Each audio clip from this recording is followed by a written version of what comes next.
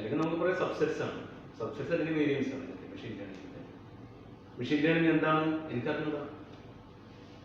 CS ഫാക്കൽറ്റിക്കോ അവർക്ക് അറിഞ്ഞൂടാ, ആർക്കും അറിഞ്ഞൂടാ. ഈ ഒരു ഫാൻസി വേർഡിങ് അല്ലേ? നമ്മൾ പല ഫാൻസി വേർഡ്സ് ഇപ്പോൾ വന്നുകൊണ്ടിരിക്കുന്നുണ്ട്. അപ്പൊ ആത്മനിർഭർ ഭാരത് എന്ന് പറഞ്ഞാൽ എന്തെന്ന് സംഭവം?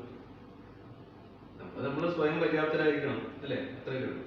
അപ്പൊ അതിന് ഒരു ക്ലിയർ കട്ടായിട്ട് എന്താണ് എക്സാക്ട്ലി വാട്ട് ഇറ്റ് ഈസ് എന്ന് പറഞ്ഞാൽ ക്ലിയർ ഡെഫിനിഷൻ ഒന്നുമില്ല. There are a lot of things which is based on this theme or this philosophy. അപ്പോൾ അതെല്ലാം കൂടെ കറക്റ്റ് ചെയ്തിട്ട് we say machine learning. Okay, specific ആയിട്ട് ഡിജിറ്റൽ ട്വിൻ എന്ന് പറഞ്ഞ ഏരിയ വന്നിട്ടുണ്ട്. അപ്പോൾ for example this research scholar over here. So he told, okay, digital twin we can.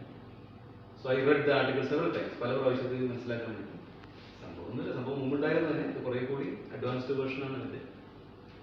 Okay, ഇപ്പോൾ ഡിജിറ്റൽ ട്വിൻ എന്ന് പറഞ്ഞ പ്രോസസ്സ് ഉണ്ട് to minimise the errors. For example the CMM based machine over here. Have you seen that? Yes. CMM-നകത്ത് inherently there are 21 types of errors. 21 തരത്തിലുള്ള errors ആയിരിക്കും. ഇതെല്ലാം കൂടി accumulate ചെയ്ത് കഴിഞ്ഞാൽ ലോട്ട് ഓഫ് എറേഴ്സ് ആണ്. അപ്പോൾ അതാണ് ആ ഫൈനൽ പ്രോഡക്റ്റിന്റെ ക്വാളിറ്റിക്ക് റിഫ്ലക്ട് ചെയ്യുന്നത്. ഇതുപോലെ ഓരോ